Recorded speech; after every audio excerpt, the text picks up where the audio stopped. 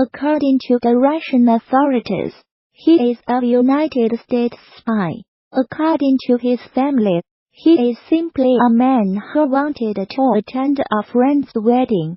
So what do we know about Paul Whelan, the 48-year-old, who could face years in prison after being arrested in Moscow on suspicion of spying last month? Mr. Whelan, of Nome, Michigan, was born in Canada to British parents. Military records show he joined the Marine Reserves in 1994, about 6 years after he reportedly began work as a police officer in Michigan.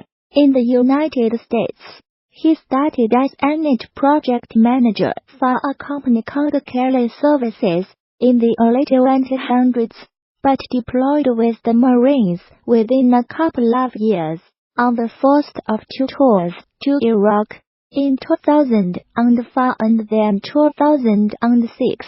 It was while serving in the Marines that he made his first trip to Russia, a visit he detailed on his website, which has been shut down. Sharing pictures of the visit, he said he had a quite enjoyable time exploring the cities of Moscow and St. Petersburg. But in 2008, Mr. Whelan, who had achieved the rank of Staff Sergeant, was discharged from the Marines for bad conduct. The Pentagon, which released his records, said the charges related to larceny. CNN reports he was accused of using someone else's social security number and writing bad checks. His family, it has emerged, were unaware of events.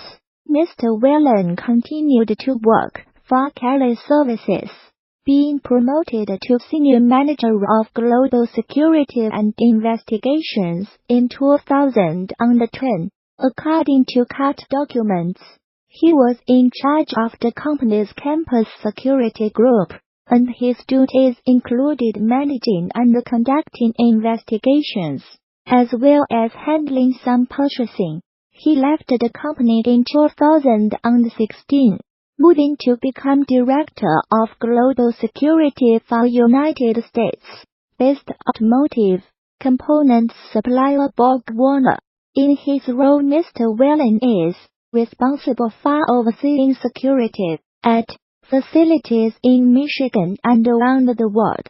The company said in a statement, it does not have any facilities in Russia.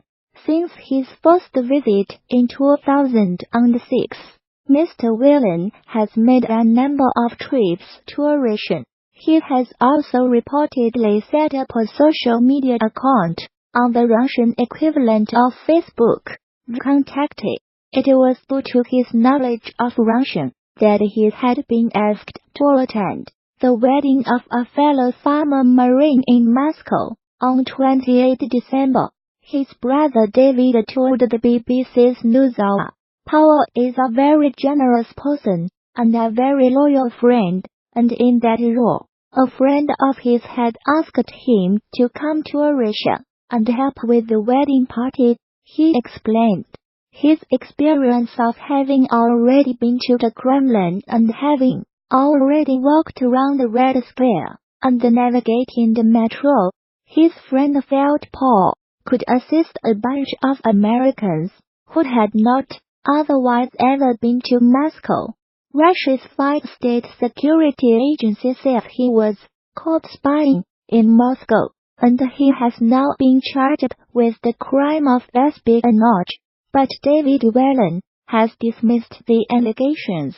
I cannot imagine how someone with a law enforcement background, who is also a former United States Marine, and who is now working in corporate security, and is also aware of the risks of travel, would have broken any law, let alone the law related to espionage, he said.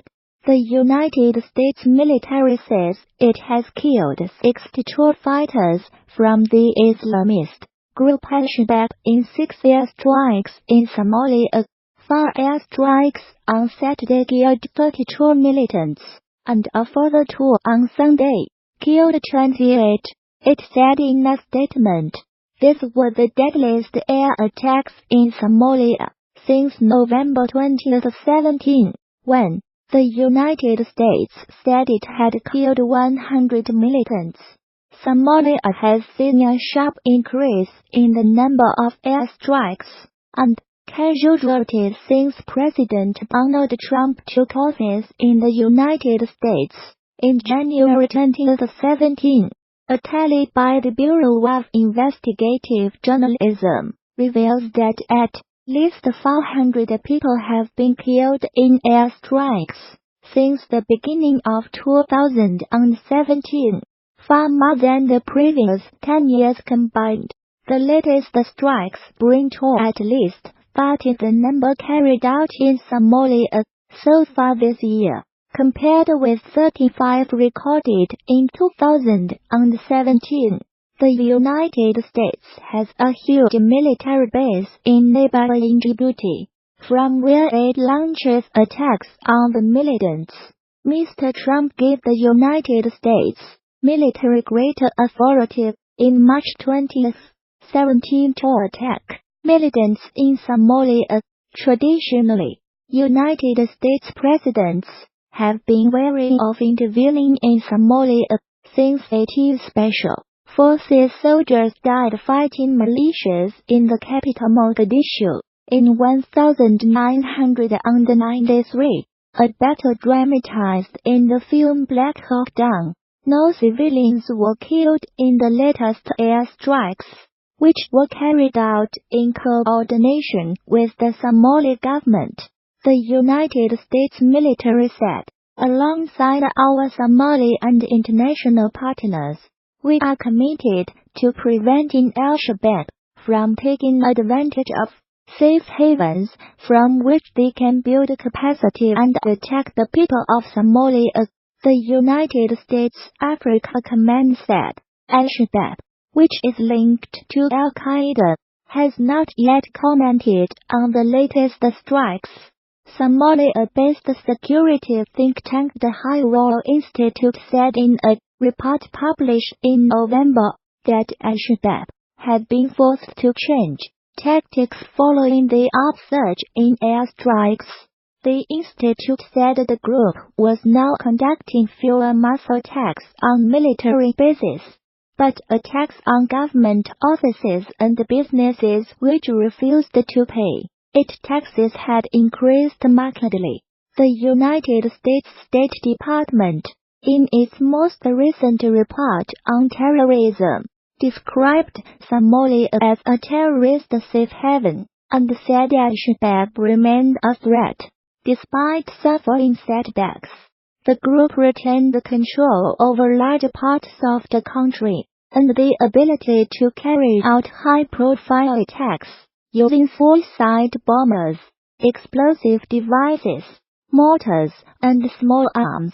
The report added, a popular tourist attraction has become the latest Chinese company to show solidarity with Huawei's chief finance officer, Meng Wanzhou, who was arrested in Canada on December.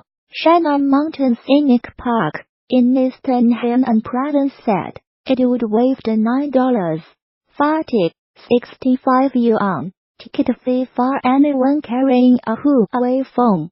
Ms. Meng, who was given bail in Canada, faces extradition to the United States on charges of breaking Iran sanctions. Her case has upped tensions with China. U.S. Huawei phones should grant photos on the mountain. A notice on the Shannon Park's social media account said, we wish friends around the world who support Huawei's success in bliss. The offer would last until 29 December, the South China Morning Post reported, but it was met with some criticism among China's social media users, who claimed it was discriminatory. Huawei phone owners are being offered other enticements too. They can get a 20% discount at a bar in Beijing. Seen in Beijing, Bring a Huawei phone and get 20% off. Similar to this story, we covered yesterday https .qxl1iypql Twitter.com Sokolov. End of Twitter post by @LuoShunji. At least one firm has threatened to penalize anyone buying Apple products. A few days ago, Manpada Shenzhen-based Legend display manufacturer offered subsidies to any employees buying Huawei phones.